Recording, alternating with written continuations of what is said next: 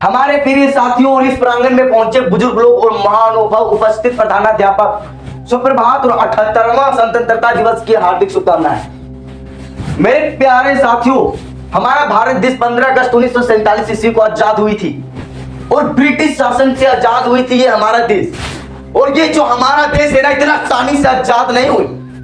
ये आजादी के लिए कितने स्वतंत्रता सेनानियों ने अपने जान की बाजी लगा दी, अपने जान की परवाह किए बिना पानी की तरह अपने लहू को बहा दिए, तब जाकर के आजादी हमें तोहफा के रूप में दी है।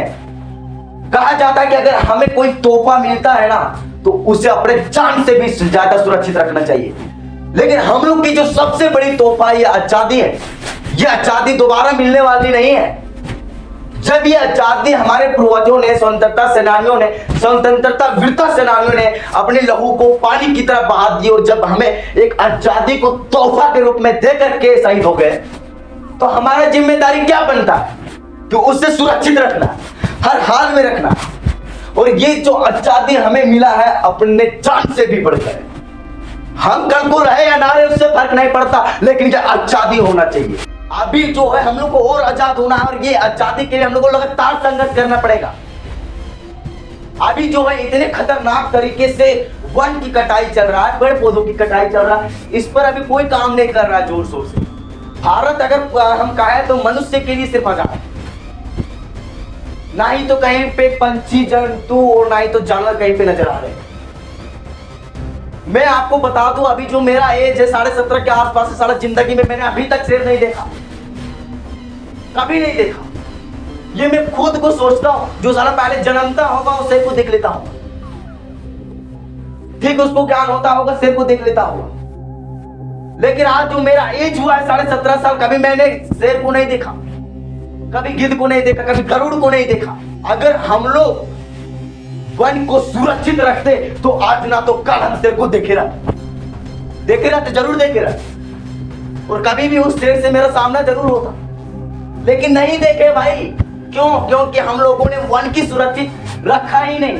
वन को इतने तेजी से काट रहे लोग सिर्फ छोटा मोटा प्रॉफिट के लिए। क्या इसी के लिए हमारे वीरों ने जान दी थी कि कोई माताएं बहनें सुरक्षित नहीं घूम सकती रोड पे? मैं देख रहा हूं दिनों दिन बलात्कार का न्यूज, कहीं ना कहीं बलात्कार हो जा रहा है। आजादी हम कब मानेंगे? हम पूरा आजाद कब होंगे?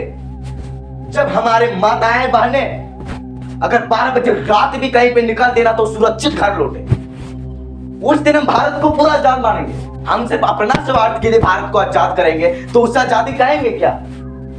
अगर भारत आजाद है तो सबके लिए है। क्या सिर्फ मनुष्य ही प्राणी है? सिर्फ मनुष्य के ही अंदर जान है?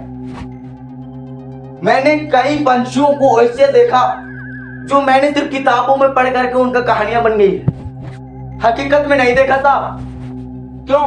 क्योंकि उस जो सारा कर्म है ना वो मनुष्य का, वो सुरक्षित नहीं रखा उस सबको। हम वही भारत के नागरिक हैं जिस भारत में सम्राट अशोक जैसा राजा था। हम वही भारत की नागरिक हैं जो पहले डाल पर सिर्फ पंछियां नजर आती थी, सिर्फ पंछियां नजर आती थी साहब। लेकिन आज क्या हो रहा है? सन्नाटा छाया हुआ। अगर आज हम भारत को आजाद कहें तो भारत सिर्फ मनुष्य के लिए आजाद है और पूरा भी मनुष्य के लिए आजाद नहीं है। क्योंकि मनुष्य में वो माताएं बहनें भी आते हैं, माताएं बहनें भी आते हैं। अगर कह दिया जाए ना कि तुम अपना गर्दन उड़ा दो, ठीक उसके 1 मिनट बाद पूरा भारत का माताएं बहनें अगर 12 बजे रात, 1 बजे रात, 24 घंटा में कभी भी अगर कहीं पे जाएंगे ना तो सुरक्षित लौटेंगे, तो मैं उसके लिए गर्दन उड़ाने की तैयार हूं। क्या कोई है ऐसा माइकल आर्क हमको प्रूफ कर दे? नहीं कर पाएगा।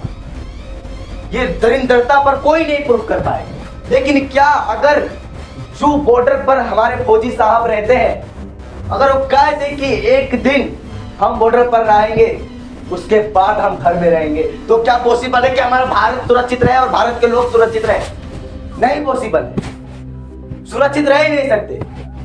तो जब वो फौजी साहब के दिल में हमेशा देशभक्ति रहती है तो भारत के लोग वो भी है, हम भी हैं, भारत के लोग वो भी है, हम भी हैं। तो हमारा फर्ज क्या बनता कि 365 दिन के 365 दिन भारत माता हमेशा दिल में होगा। आप WhatsApp DP, Facebook DP, Instagram पर स्टोरी मत लगाइए, लेकिन दिल में भारत माता की डीपी लगा लीजिए। लेकिन आज अगर हम भारत के लिए लगातार संघर्ष करते रहे और जिस तरह से उन्होंने अपने लहू को बहाए थे, अगर आज हम पसीनों को बहा देना तो हमारा भारत नंबर 1 पर होगा और भारत पूरा आजाद होगा। जय हिंद, जय भारत।